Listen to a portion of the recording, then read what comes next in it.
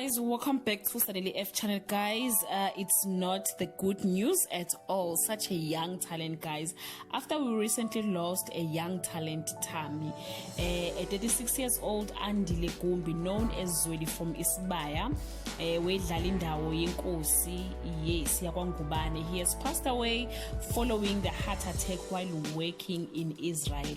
He was a cast member on Daniel, the musical in the middle of Eastern country, and died at the Share Zedek Medical Center, where he had been in ICU since his collapse on set.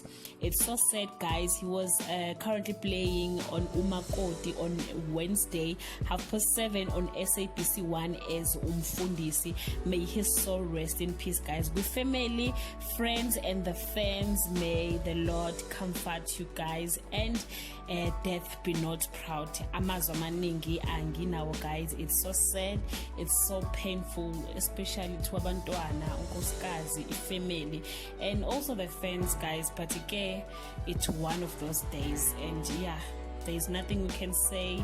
May his soul rest in peace. Leave your comment below, guys, and share your sympathy. Till we meet again, I love you so much, guys. Bye.